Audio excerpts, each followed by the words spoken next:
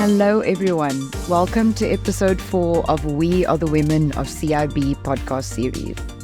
We've been talking to various women in CIB about issues affecting women in their business units, sectors, and in their lives. And we hope you've enjoyed, our first 3 episodes so far. The aim is to learn together, grow as one, and get to know each other just a little bit better. In this episode, we talk to self-branding, self-care, looking after one's mental health, physical health with Anele Chonco. I hope I said that right. Senior HR BP Client Ops, the perfect person, I think, to talk to us about this because HR looks after the people of CIB. So welcome, Anele. Great to have you with us today. How are you doing? Hi, Romy. I feel good, and thank you so much for having me. Fantastic. Anele, for those who don't know you, maybe tell us a little bit about yourself, your role inside Nedbank CIB, and maybe how long you've been here. Sure. So background, education, I've got a background in psychology and coaching. I've been in the HR fraternity for about 15 years. I call myself a return soldier because I was at Nedbank for a couple of years, and I returned to CIB just over a year ago. Wow. One of the return soldiers. People always come back. I love it. Absolutely.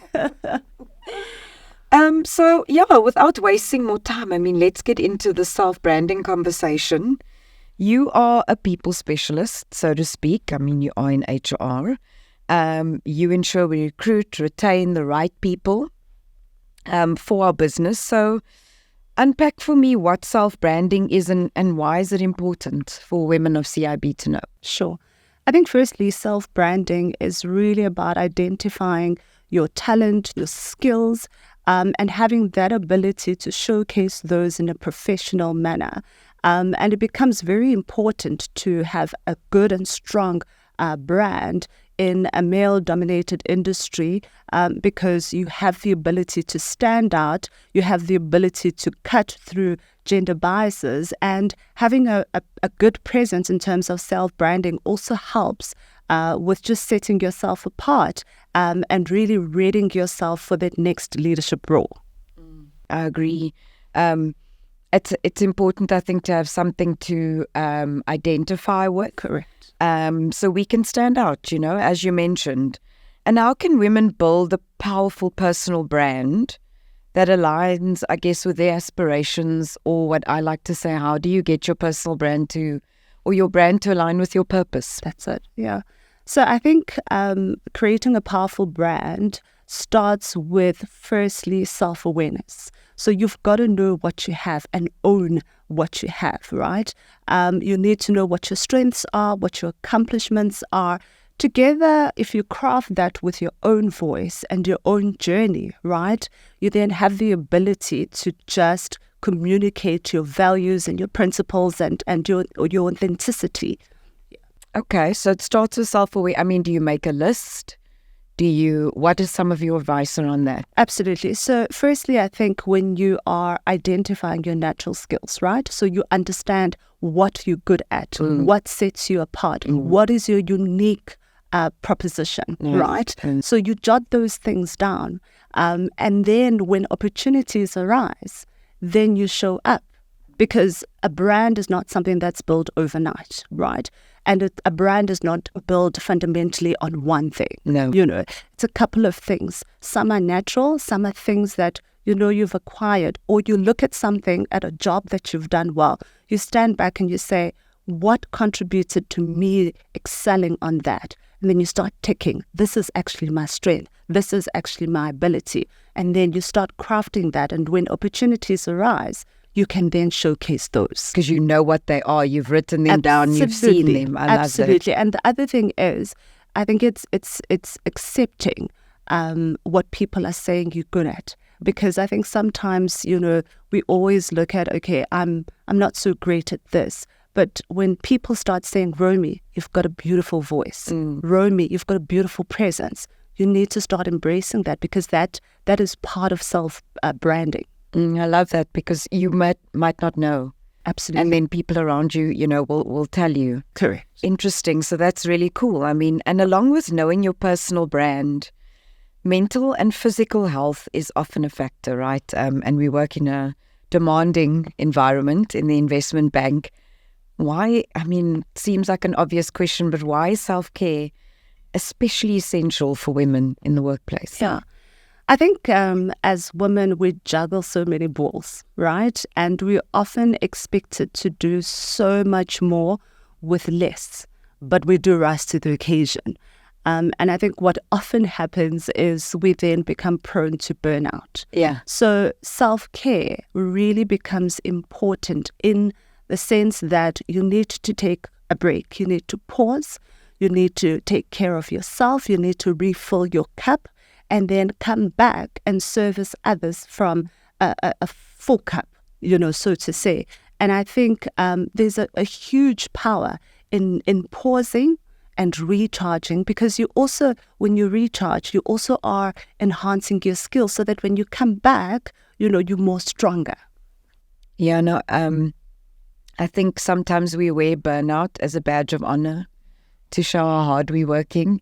It's not a badge of honor. It just says you're not really good at taking care of yourself, and you can't bring your best to work if you're exhausted. No, you can't. And I think in the past, we used to have self-care Sundays. We used to have self-care the 25th. And I think, women should encourage themselves and encourage others to do regular self-care. Even if it's just moments of mindfulness, it needs to become a regular routine. It needs to be practiced as well. Yeah. Something we need to think about how we do that better. Yes. And maybe comms can help. We need to just think about how we remind women to pause and take a breath. I love that. And that it's okay. Yeah. I mean, we can't shy away from the fact that ultimately we all want to climb the corporate ladder. We want to get somewhere. We want to better ourselves, and that does require a lot of hard work, but we're also still human. Yeah. How can women integrate self-care into their busy schedules without feeling the guilt that often comes with that? Yeah. And it does come with guilt. It does. But I suppose integrating two important things. One, compassion. That's one of the things. We need to have self-compassion, because I think often we have compassion for other people, but we don't have self-compassion. So that's number one. The second thing is setting boundaries, right? I think often we take self-care as an act of being selfish, and it's not. It's actually an investment to yourself, right? There's so much greatness in someone who prioritizes themselves, who says, look, I'm stopping, I'm recharging, I want to take care of me. And guess what? It influences the people around you as well, because they start seeing, the results of that and start saying, actually, it's okay. It's okay to take care of me. It's okay to prioritize myself. So we need to have self-compassion. Very important. We need to learn to set boundaries. And then obviously communicate those too, yes, not only to our colleagues, right, but to our loved ones as well. Yeah, and I'm just thinking a lot of the leaders in CIB, the female leaders, need to start to demonstrate this first. That's it. To make everybody else start to feel more comfortable with doing it. And I think with boundary setting, set a small one. That's it. Because it's hard for us. It is. Set a small boundary, and then you can start to push them a little bit further and further as you go along. But I think there's a real role for female leaders to start to demonstrate this to help others feel more comfortable. And I think when they do it, also they need to be conscious about it and communicate that, right? That they're doing it. Yes. Because then we, some of us look at it and like, actually, that is great. Actually, so-and-so is taking a break and this is what they're doing. They're, taking care of self. So it's actually a thing, and we can hashtag it, hashtag self-care. And it's just going to be part of our culture. I love that. No, I think this is really important for everyone to hear. What are some, common challenges we face when it comes to self-branding and self-care, and how can we overcome them? I think as women, we may sometimes encounter imposter syndrome, where we start doubting our capabilities, our abilities, and our strengths. So it's always important for us to surround ourselves with a supportive network. So find ourselves coaches, find ourselves sponsors and mentors, find people that can uplift us, right? We also need to embrace self-affirmations. I don't think we do that enough. And that becomes very important in our self-care routines. And also just sharing the load, right? I think often we're just so scared to ask for help. We're so scared to delegate. And I think that is very, very important. So we need to learn to share the load. We need to learn to delegate so that we can pause and have other people take some load and carry some load for us. I think it's this need to constantly be strong and display that strength that puts us under unnecessary pressure on top of all the other pressures that we have. But I think it's hard to go easy on yourself. It's really hard because we have that guilt, right? I mean, as I mentioned, women, we play so many roles, right? And you want to be present in all of those, and sometimes it's not really possible, which is why it's always important to, say to your friends, when I do this, I'm doing too much. You need to tell me to pause, So building Ask for the help. Ask for the help. Because you'll be building that network of support for yourself as well, And I think we as women, even when we show up, right, we always are looking to be strong. We always are looking, and sometimes to a certain degree, it doesn't serve us. No, it doesn't. It doesn't serve us. So we need to start choosing things that serve us as well, so we can serve the greater community a little bit better. And like we said in the previous episode with Malebo, watch the voice inside your head that's telling you that you need to do all of these things in order to achieve. Just quiet that voice a little bit in our head and be conscious and aware of it. Absolutely. Absolutely. And that voice that says you need to prove something. Sometimes you need to prove that you are important. And because you are important, you need to take care of you. Because you are important, what does that mean? Your achievements are enough. You are enough. I always say, we have all these body parts and they each play a role. And so do you as an individual. You play a bigger role on this world. There's a greater purpose. And in order to find it, you need to pace yourself. I wish we as women would just relax into ourselves, be comfortable to be ourselves and bring that to work every day. Because, that's a lot less exhausting than what we're currently doing now. Absolutely. And I think we can. I think we headed in the right direction. I look at, some of the most powerful women we have at Nedbank. When I just reflect on some of the journeys they've taken and some of the people that they've taken along, I think we really as women are headed in the right direction at Nedbank CIB. Good. Thank you, Anele. And as we close off this episode, could you share some practical tips with everybody who's listening today for, women to enhance their self-branding and self-care journeys going forward? Absolutely.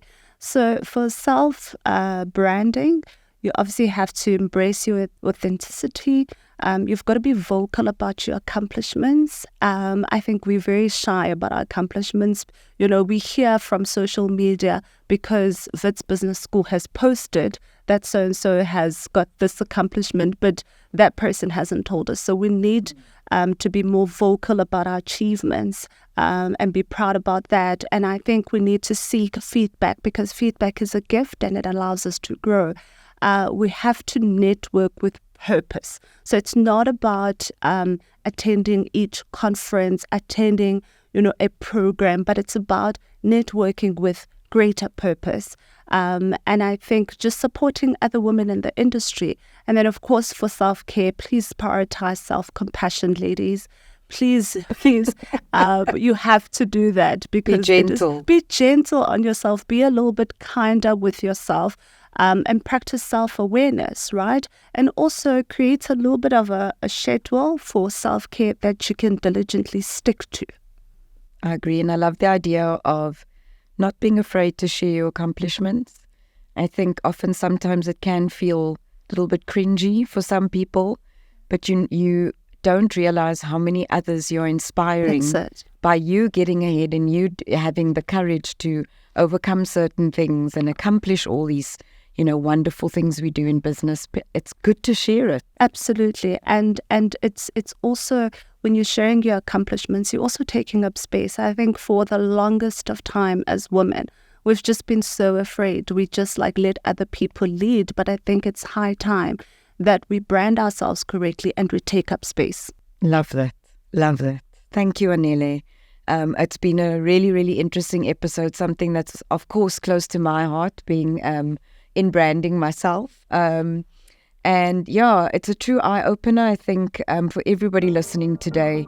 Lots to learn, and I think another tick box when it comes to, what we want to achieve in this series, that is the Women of CIB podcast series. So thank you so much for joining me today. I've loved this conversation. Thank you for having me. It's been an absolute pleasure. Thank you. And thanks to all the listeners.